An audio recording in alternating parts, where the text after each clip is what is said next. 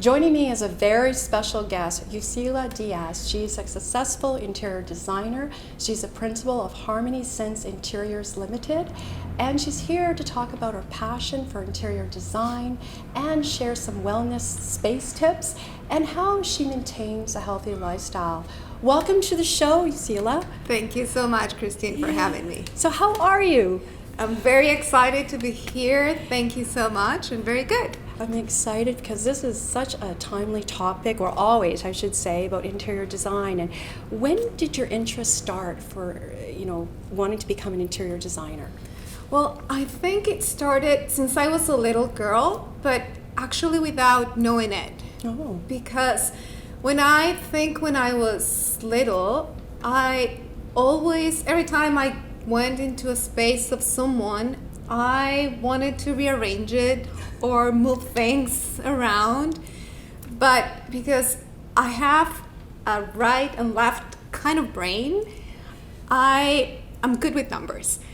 So I ended up doing a bachelor's degree in math and statistics. So the logic part of my brain won that battle in the first stage of my life.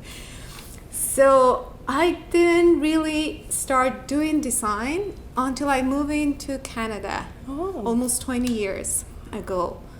That's when really my passion for design started, and I was able to really do it. Yeah, so you had that natural flair. I guess so, yes. And so tell us about your first project. So I think that my first project I can tell was my own home when I came here into Canada. And it was when I realized that maybe I had a good sense for it. And it was just before starting my master's degree. That's the reason I moved here into Canada. And I had 2 weeks before classes started. And I didn't have a big budget, so I told my husband, okay, I'm gonna go to IKEA to get what I can. And in just 2 weeks, I completely did my home. And then classes started, and when people came to my home, they said, well, how long have you been living here? I said, well, we just moved. Then it's when maybe I realized that I have a flair, or that I could do this without any effort. Yeah. But then I had to do my master's degree, and that little thing inside my brain stayed with me, saying, well, maybe this is something that I can do for a living, because it's something that I can do without any effort, and I enjoy it. And then it's when I pressed the reset button in all my career that I have before in math and statistics and business, and I went back to school and then started my career. But I will say that was my first official project. Wow. And you have such a passion for it. So you are the principal of Harmony Sense Interiors Ltd. So how did that come about? So after I decided to press the reset button and go back to school, I realized that I had to start from scratch, because it was a completely new career for me. I was doing marketing research in my former life, numbers, and I went back to school. I went to very humbling experiences, starting to work just in a furniture store, learning from scratch this new profession. And then I decided to become a mom. And I didn't realize that in order to get good daycare, you need to apply 2 years before you even decide to conceive, to have a kid. So because I didn't have daycare, I decided to stay home with my kid. And then it was a time for me then to rethink of what I wanted to do with my career moving forward. And I said, well, maybe I can take my entrepreneurship notes from my MBA and start a business in what I really have a passion for. So almost 13 years ago, I decided to start my business, and little by little, through referrals, through people that knew me, I started Harmony Sense Interiors. And And the reason why I started the company, yes, of course, I wanted to have my own business, but I just wanted to create spaces that would allow people to have a better life. Just spaces that will allow people to become better persons, spaces that will become the vehicle that will allow this. Yes, and you can follow a healthy lifestyle, and you can come into, after a run and take your running shoes off, but your place may be cluttered. So, that's still, we would need to improve that, and that's where you come in. You can give us some tips on some wellness or, spaces, and what would be the first step? So, of course, your space, it's a reflection of who you are and who you want to become. So they're very simple things that you can do. So of course, like a cluttered space will not allow you to even be creative. It says that if you don't have like a clean desk, an organized desk, you cannot be as creative or as productive as you want, right? There are other things that you can do in your home. For example, you can have plants in your house. They're not only beautiful, they also allow you to decorate and bring life into a space, but as well they help clean the air. Wow. So that's like a very simple thing that you can do. We're just mentioning the decluttering. So instead of bringing things, taking out things, and just keeping things that give you good memories. That when you look at them, they will create and spark that good memory, and as well have an organized space, right? You mentioned, you come into your home and there's like a place to put things. Yes. You just don't come home to a pile of like shoes. There are other things that we can do as well to bring wellness into our home, and this has to do when we're bringing things. We have to think about the function and the comfort of these items. Of course, they have to look pretty, but first we need to think, okay, what this space needs, it's something that it's going to function for the objective of the room, and that it's going to be comfortable. And this goes for items that you're going to be using all the time. Think about your chair where you're going to be sitting working, about the dining room chairs, items that you're going to be using a lot of the time. One of the most important pieces is your mattress. Think about the number of hours we spend on it. We spend a third of our lives on it. It's so important to spend good money on it. And this brings me to having good sleeping habits. So it's not only your mattress, it's what we surround ourselves with. Electronics. I have 2 teenage kids. So it's been a battle in our house, and now a rule that no electronics stays in the room. Plug your phone outside your room, right? So that allows you not to have like the blue light in your face just before going to bed. So creating those habits are very important as well to have like a wellness state of mind. Talking about light, like the blue light is bad, but the sunlight is very good. So allowing light coming to your house. When we're designing houses, it's very important to know which light your home will be receiving.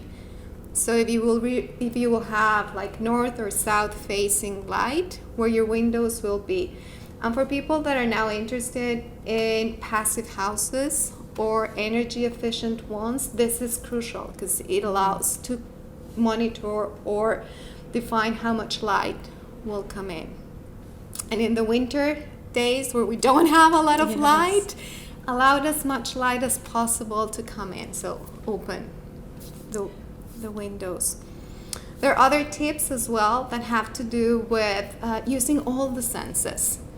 So smell, textures in furniture, and color. Color is so important. So it's very well known that color affects us. It's been well researched that, for example, whites and creams are relaxing. For example, red is stimulating. Yes. Yes. Orange wants to make you eat, for example. Oh, really? Yes. So okay. Yellow, it's energizing. Green, it's more calming. Blue is cooling. But color affects people in different ways. And color just brings joy to people's life.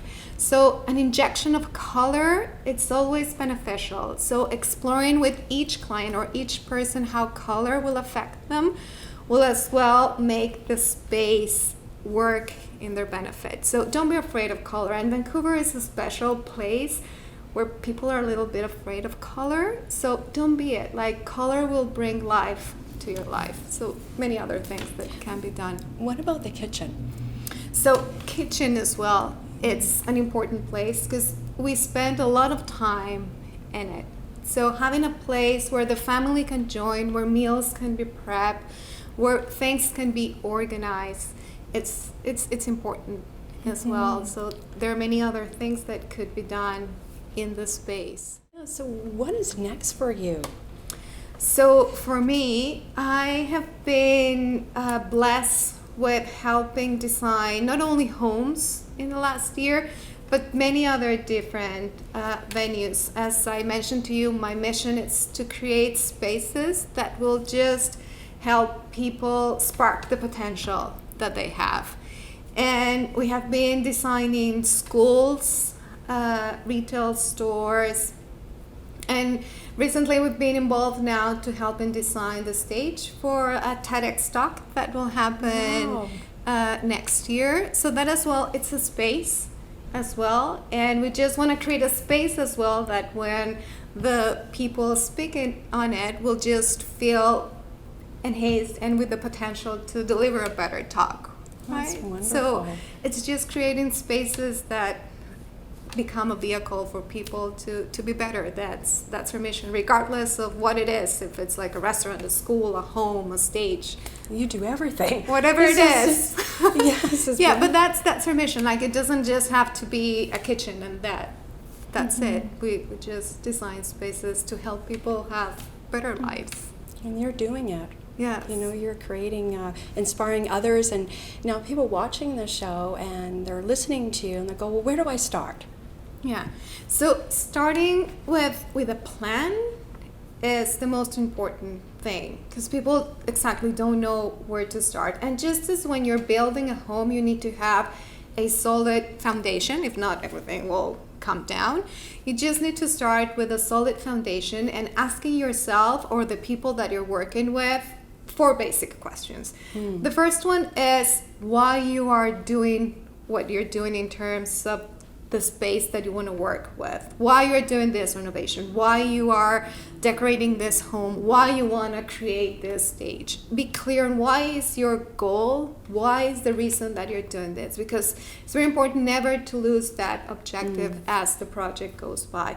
The next one is what's the level of investment that you feel comfortable with, because that will create the parameters to then see what's doable and what's not.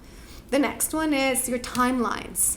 Be clear on what your timelines. Like, I need to have this ready by this day because I'm entertaining and I'm having this big party. Or I want to sell this house by this day because if I don't sell it, I don't get into the new one. Or I need to have this kitchen renovated by this day because if not, I won't be able to achieve this other goal. So be very clear what your timelines are.